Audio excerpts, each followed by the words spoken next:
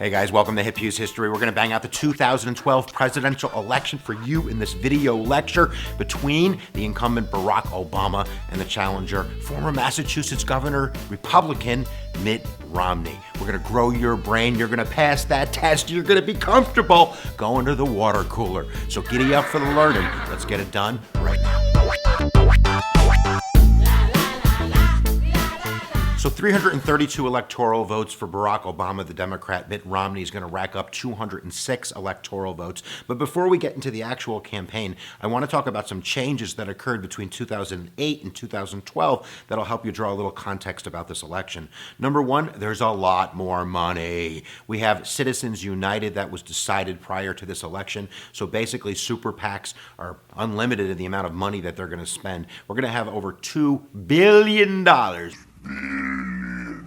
that is going to be spent on this campaign, about a quarter of that coming from super PACs. Both parties are going to take the support of these super PACs. Mitt Romney is going to take a little bit more support. In fact, Barack Obama is going to raise even more money than he did in 2008 online, topping over $600 million. But this is going to be a campaign that's going to be fought for the most part on TV and online with a lot of negative advertising. Analysis shows that over 80% of Obama's campaign ads against Romney were negative. Over 84% of Romney's ads against Barack Obama are negative, so it's an ugly, ugly election. We also have changes in the Electoral College itself. We had one of those censuses. Yeah, the census of 2010, and of course we all know, being political scientists, that shifts the sands of the Electoral College because that's going to track our population, which is directly tied to the electoral vote. And the Democrats are going to take it on the head a little bit on this one because when you rack it all up, states that they won from 2008 are going to be minus 6 electoral votes. You have states like Texas that are gaining 4 votes, while states in the Northeast like New York, Pennsylvania are going to lose votes. All in all, there were 10 states that lost votes and 8 states that gained votes, and those votes for the most part are in the pocket of the Republican Party, but it's just not going to be enough. We also have changes that are coming in terms of voter laws. ALEC, which is the American Legislative Exchange Council, did a lot of lobbying to push GOP-centered states to having laws changed that affect elections. In their defense, they're arguing that there's a voter fraud problem and we need to clamp down on this. So a number of states, and these are all Republican-led states, slashed their early voting time, so there was less time to get to the polls.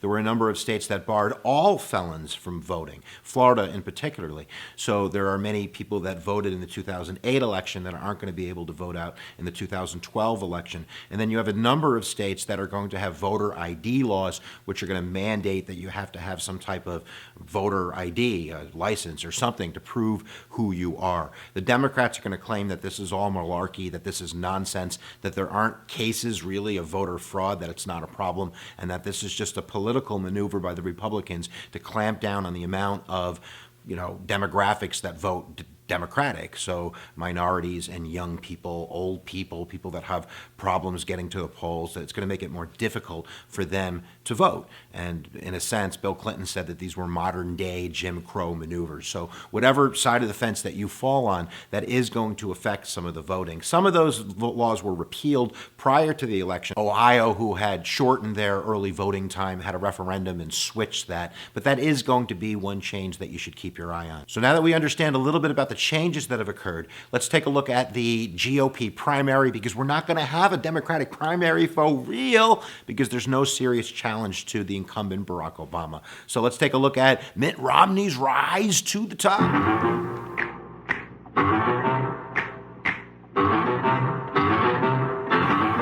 So like 2016, which we're experiencing right now, in 2012, there was also a lot of anger in the GOP base. And I think there's some anger in the left-wing base as well today, but we're talking about 2012. There's a lot of Tea Party support that's going on in terms of the roots of the Republican Party, that they're very conservative and they're, in a sense, anti-insider. They're anti-establishment. They blame the Republicans as much as they do the Democrats for things like the bailout, the expansion of the federal budget, and the deficit.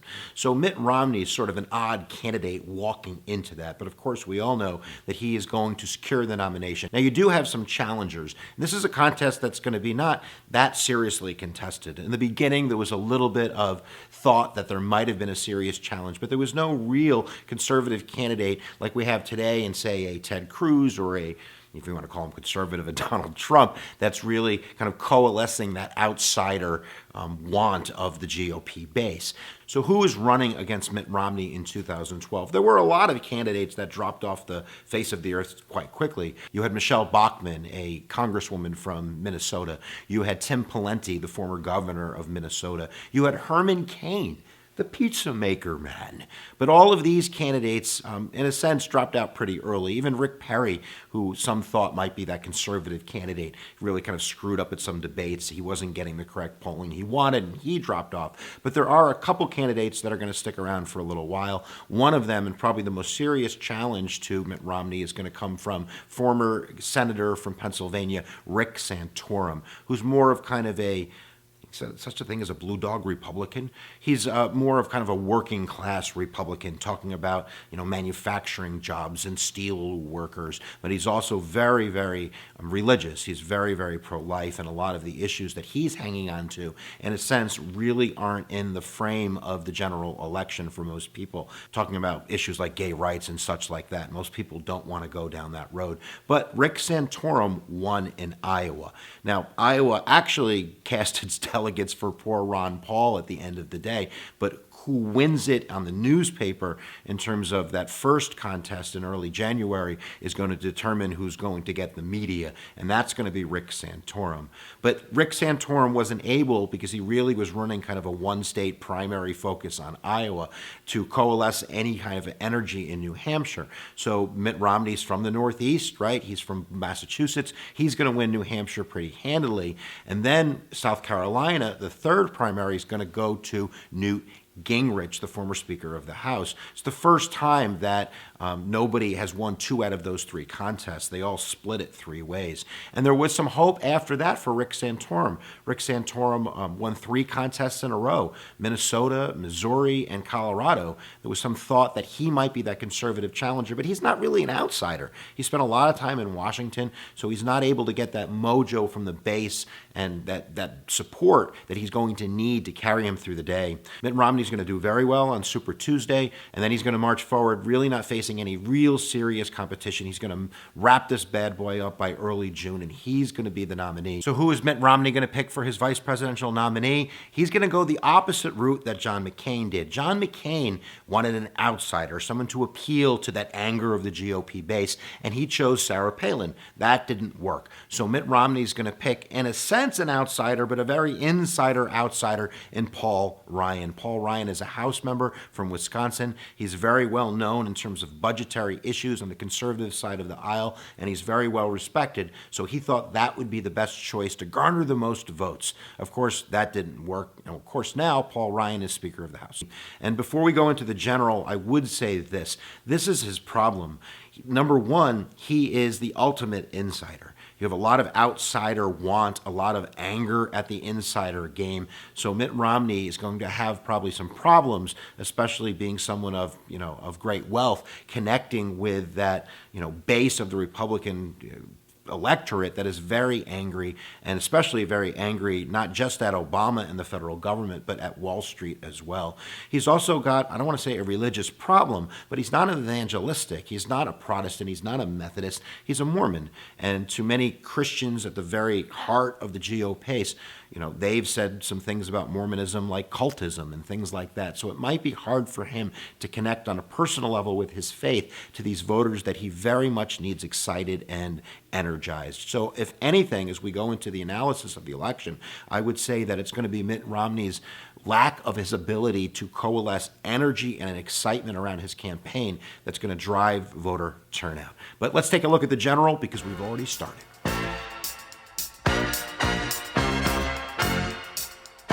So we have our two candidates. Of course, there are other candidates. Gary Johnson, the Libertarian, he's running as a Libertarian, tried for the GOP nomination, didn't work out. Jill Stein under the Green Party banner. But really, they're not going to have any serious effect on this election. So we're going to stick to the major two political parties who are going to affect this election, of course. What are the major issues? Well, the major issues are still really a lot of the major issues that we were dealing with in 2008. The deficit, the role of the government, tax cuts versus stimulus spending, the Great Recession and the bailouts and how we move the economy along. And of course, there's still this issue of foreign policy. Barack Obama's pulling back in Iraq. He's also negotiating with Iran. And these are policies that Romney's going to oppose pretty hardcore.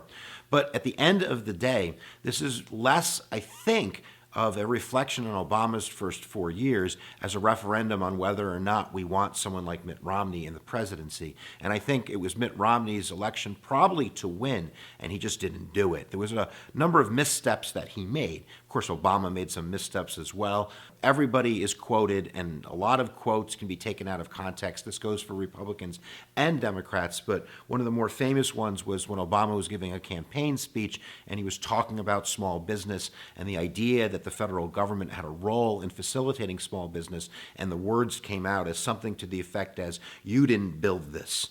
You didn't build this alone. The federal government provided infrastructure like roads and programs that allowed your business to get off its feet or to do better." The Republicans are going to take that and really sell that as Obama doesn't believe in small business, that the government does things, that people don't do things. One of the core phrases at the GOP convention and through the election was, "We built it," rather than the government built it. And again, this is really, the ideological difference between the Republicans and the Democrats, that the Republicans believe that it's always the individual and that government sometimes gets in the way, while Democrats believe that individuals matter and that the government can facilitate their endeavors in terms of opportunity and infrastructure building and such like that. But of course, Romney had his own problems with words. He was giving an interview where he was talking about his own conservatism, where he said, "I was severely conservative." And that was a phrase that got played by the Democrats a lot, trying to show that Romney was playing to the base, that he was a moderate. He ran a state that was very liberal, Massachusetts, that many of his ideas about health insurance and reform mirrored that of the president on a state level, like supporting things like an individual mandate. So him saying, "I'm severely conservative," didn't really ring true. And a lot of people on the right, like Rush Limbaugh, really play that up, saying he's not really one of us. Nobody talks like that. He's a big phony. So that's definitely not going to help his image. Neither is the secretly recorded conversation that's going to be released where he's talking about the 47%, saying that there are 47% of Americans that will never vote for me because they're basically hooked on the government, and that I can't teach them how to be personally responsible. So, there's no business in fighting for them. We'll just go for that 3 or 4% that we need. And that really was played by the Democrats very well to show that he was out of touch, that he thought that everybody that voted for Barack Obama was a blood-sucking leech, and that people weren't responsible for their own lives on the Democratic side of the aisle. So that probably hurt him. He made a $10,000 bet with Rick Perry at one of the debates about one of his health care positions. That didn't play very well. Who makes a $10,000 bet? I guess only billionaires make $10,000 bets. So that, I think, put him out of the connectivity tissue that he needed to make with middle-class and lower-class Americans. He also, at a debate, was referring to women in his cabinet in Massachusetts. He said, "I have binders of women." That, again, didn't play very well to the ear. And all of this stuff at the heart of the matter really doesn't show their policies, but a lot of times in elections, it's about, sound bites and clips and quick ads, and I think that those things are going to favor the Democrats in the long run. But at the end of the day, again, this is an election that isn't probably as close as most people thought it was going to be. We're going to look at some of the Democratic breakdowns in a second, but popular vote, we're looking at about 66 million for Barack Obama, 61 million for Mitt Romney. That's a 5 million vote difference. Romney, ironically enough, pulled out 47% of the electorate. But electorally, it's a 332, 206, I would say landslide. Barack Obama won every state that he won in 2008, minus North Carolina, Indiana, and the 2nd District of Nebraska. Those guys switched their votes. So let's take a look at some of the demographic breakdowns. If you're in political science, you love demographics, and then we'll wrap this guy up.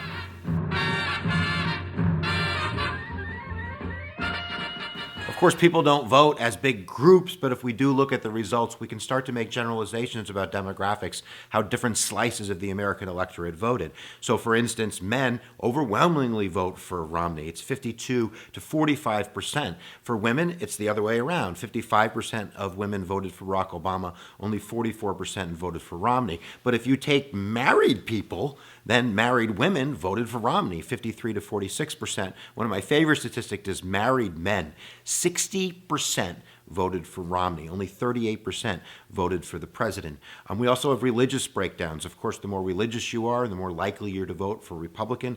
Protestants vote for Romney, 56 to only 43% for the president. But if you take the group of Americans that don't claim to belong to any religion, which is the fastest growing category in that religious category, it's 70% for Barack Obama, only 26% for Mitt Romney. Race is another blowout. Romney's going to win the white vote, 59 to 39%. So if it was all white people, it'd be Mitt Romney. But the African American vote, 93% to 6% for the president. Asian vote, 73 to 26%. The Hispanic vote, you can't win the presidency if you don't make a dent in the Hispanic vote. And 71% of Hispanics are going to vote for Barack Obama, only 27% for Mitt Romney. And that's a problem the Republican Party has been talking about for a long time, how they're going to have more of an open tent party and also be a conservative party when it comes to issues that sometimes alienate some of those groups, like immigration. In terms of age, you can probably guess it, but the younger you are, the more likely you were to vote for Barack Obama. In fact, 18 to 40-year-olds, it's about 58% for the president, but as soon as you cross that 40 age range, it switches to Mitt Romney, about 55%. One of my favorite statistics is the gay-straight divide. You ready for this? If it was only straight people, it's a tie. It's 49 to 49%. But if you're gay, lesbian, bisexual, 76% of those people voted for Barack Obama. So there you go, guys. I think we've broken it down for you. Hopefully you understand something about the 2012 election. Don't forget to visit the election playlist. We've done every election now from 1896 to 2012. I'm afraid to go back into the 19th century, but I'm going to do it anyway soon enough.